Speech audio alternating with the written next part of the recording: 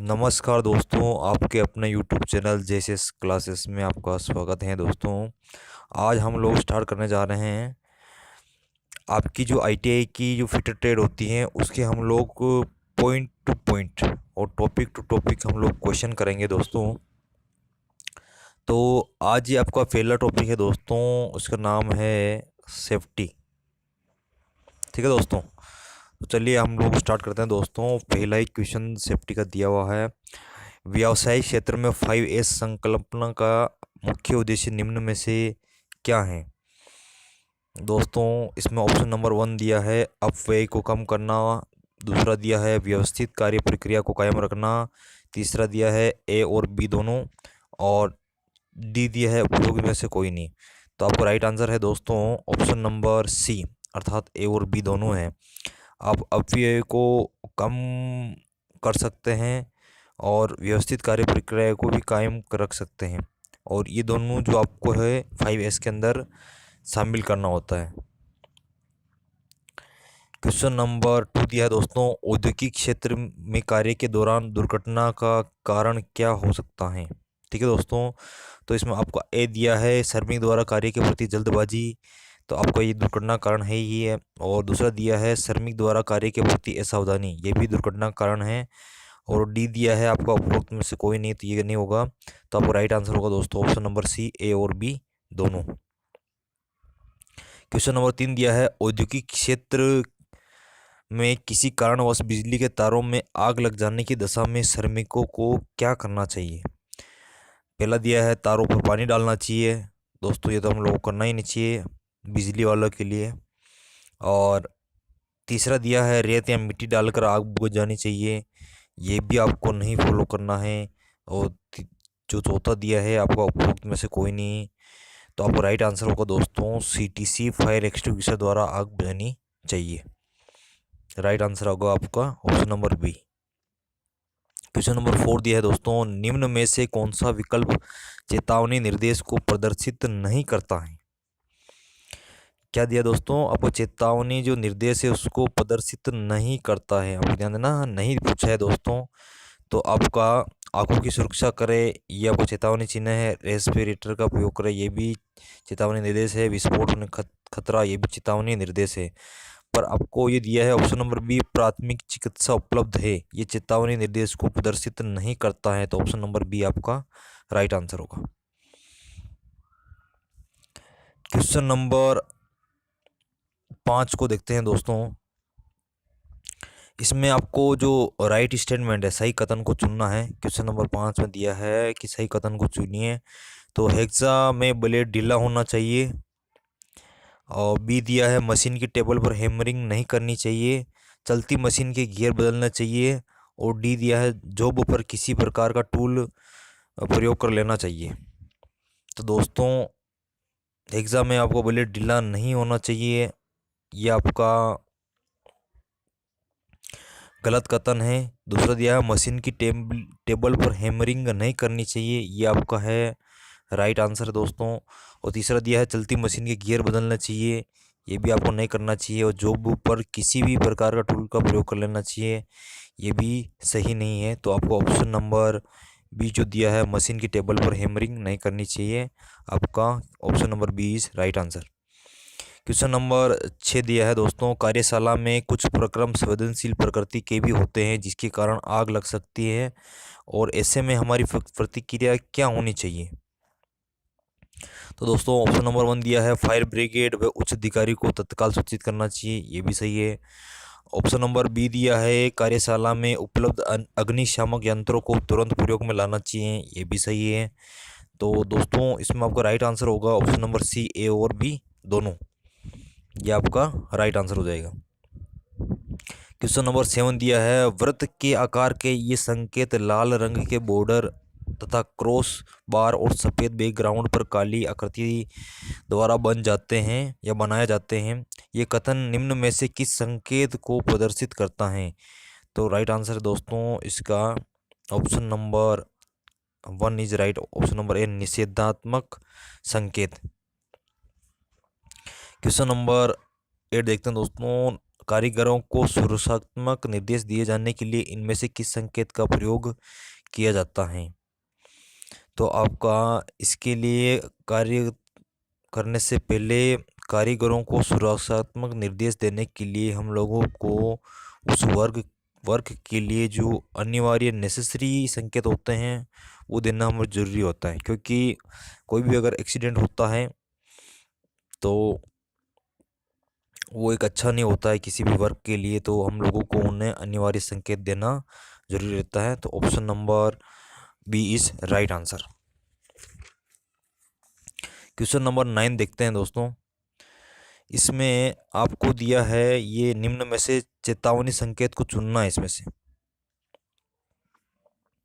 तो दोस्तों इसमें आप देख सकते हैं जो बी नंबर जो दिया है ये आपको जो हैंड ग्लव्स पहनना चाहिए उसके लिए दिया है, और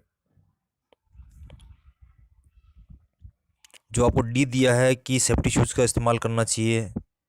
ठीक है, ये आपको एक खाली एक इन्फॉर्मेशन ये है, क्वेश्चन है।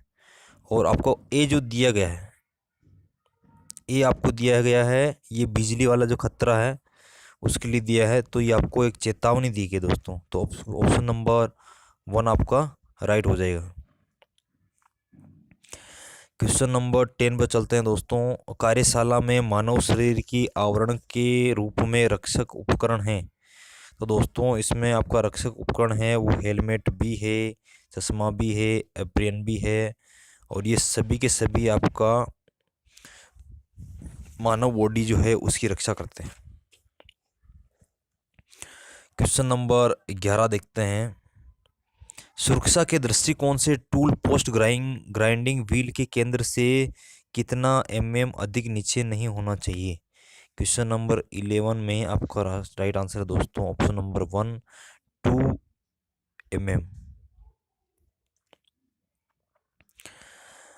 और अब क्वेश्चन नंबर 12 देखते हैं दोस्तों।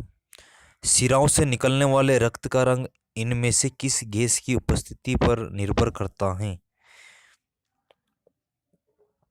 दोस्तों सिराओं से निकलने वाले रक्त का रंग निम्न में से किस गैस की उपस्थिति पर निर्भर करता है? तो दोस्तों ये निर्भर करता है दोस्तों कार्बन डाइऑक्साइड के ऊपर निर्भर करता है, क्योंकि जो दोस्तों सिराएं जो होती हैं अपने जो शरीर का खून होता है उसको सिर की ओर ले जाती है, अर्थात हार्ट की ओर ले जाती है। तो हार्ट में की तरफ कब आएगी? जब उसमें वो ऑक्सीजन की सप्लाई होने के बाद जब कार्बन डाइऑक्साइड में मिक्स होती हैं तो उसके बाद अपने हार्ट के ऊपर आती हैं।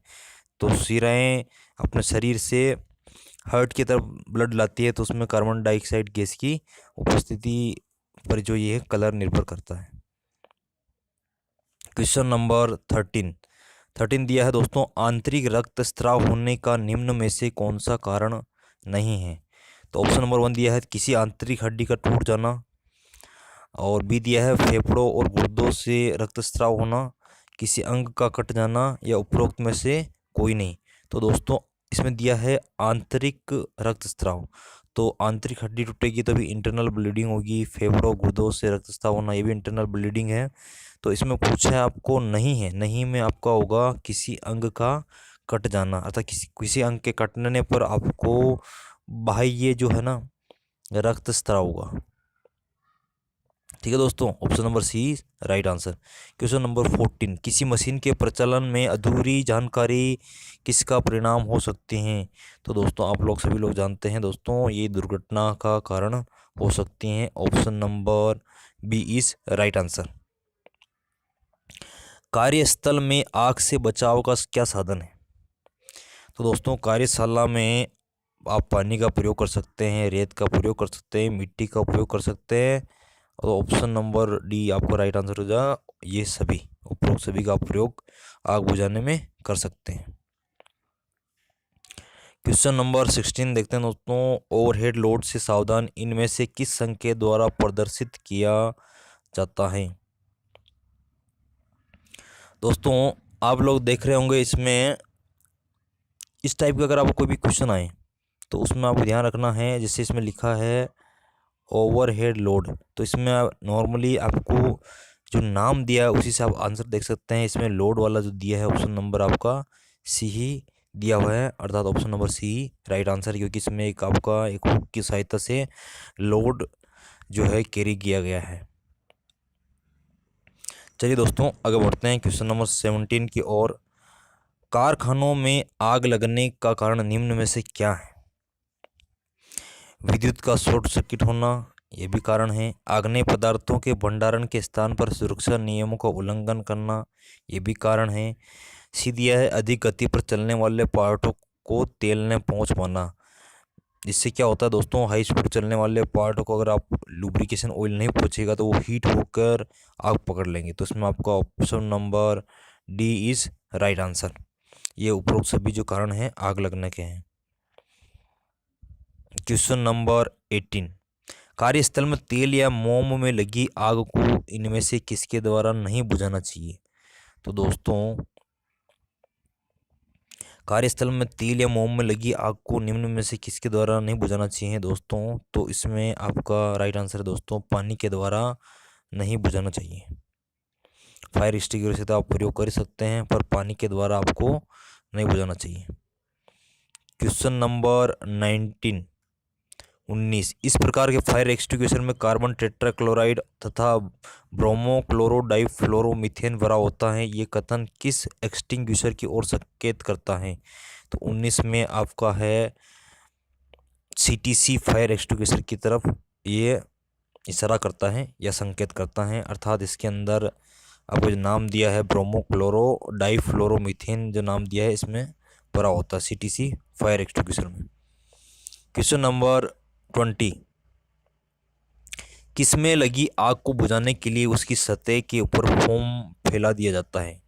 तो ऑप्शन नंबर 20 में राइट आंसर है दोस्तों ऑप्शन नंबर 1, तेलीय पदार्थों के ऊपर। ठीक है। क्वेश्चन नंबर 21, उद्यमों में ढीले कपड़ों, टाई व मफलर का प्रयोग क्या होता है दोस्तों? ये आवश्यक होता है, वैकल्पिक होता है या वर्जित होता है? तो दोस्तों ये वर्जित होता है, क्योंकि ढीले कपड़े जो है वो मशीन में कहीं पे भी जो ओपन सर्किल होता है उसमें फंस सकते हैं, तो इनका प्रयोग जो है वर्जित होता है। और हम लोगों को मशीन पर वर्क करते टाइम इनका विशेष रूप से ध्यान रखना चाहिए कि हम लोगों को नहीं पहनना चाहिए। क्वेश्चन नंबर 22, कारखानों में बिजली में लगी आग के लिए क्या प्रयोग करते हैं? तो दोस्तों पानी का प्रयोग नहीं कर सकते हैं, मिट्टी और रेत का भी नॉर्मल यूज़ नहीं करते हैं, और CTC फायर एक्सटिंग्विशर का ही प्रयोग किया जाता है। क्वेश्चन नंबर 23, कुशल मानव श्रम की क्या विशेषता है? क्वेश्चन नंबर 23 में राइट आंसर है आपका दोस्तों, सुरक्षात्मक ढंग से कार्य करना एक कुशल मानव श्रम की विशेषता है। अनुशासनहीनता ये भी नहीं है। संपूर्ण जानकारी के अभाव में भी कार्य करना ये भी गलत है, और उपरोक्त में से कोई नहीं ये भी गलत है। तो आपका राइट आंसर ऑप्शन नंबर 1, सुरक्षात्मक ढंग से कार्य करना, ये आपका राइट आंसर है 23 का। क्वेश्चन नंबर 24 दिया है आपका, टूर्निकेट से क्या आशय है? दोस्तों टूर्निकेट क्या है? एक विशेष प्रकार की मिट्टी है, एक विशेष प्रकार की पुट्टी है, एक विशेष प्रकार की चट्टी है, या उपरोक्त में से कोई नहीं? तो टूर्निकेट आपका एक विशेष प्रकार का दोस्तों पट्टी होता है। ठीक है, option number B is right answer. Question number 25, कार्यखंड की सुरक्षा के दृष्टिकोण से निम्न में से क्या उपाय करना चाहिए? क्वेश्चन नंबर 25 में आपको ऑप्शन नंबर 1 दिया है, उपरोक्त कूलेंट का प्रयोग करना है, ये भी सही है, राइट आंसर है, ताकि कटिंग में जो हीट उत्पन्न होती है उससे उसको ठंडक पहुंचे, उसका कूलिंग हो। और बी दिया है ऑप्शन क्रम में सावधानी रखना, ये भी सही है। तो आपका option number C is right है, आपको ए और बी दोनों फॉलो करना चाहिए इसके अंदर। तो दोस्तों आज के ये 25 क्वेश्चन है फीटर ट्रेड के सेफ्टी के। तो दोस्तों ये 25 क्वेश्चन पूरे होते हैं। अब नेक्स्ट वीडियो में आपको नेक्स्ट 25 से 50 तक के क्वेश्चन करवाएंगे। तो दोस्तों ये आपकी आज मैंने फिटर की क्लासेस शुरू की है दोस्तों, जो फिटर ट्रेड में जो नॉर्मली 2 साल की होती हैं दोस्तों, उसमें आपका सेमेस्टर पद्धति होती है, उसमें सारे इंपॉर्टेंट क्वेश्चन हैं गवर्नमेंट एग्ज़ाम के लिए, चाहे आपके एनुअल एग्ज़ाम के लिए मोस्ट इंपॉर्टेंट क्वेश्चन है।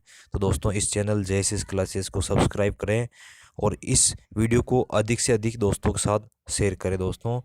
धन्यवाद दोस्तों, आज बस इतना ही, फिर कल मिलते हैं दोस्तों।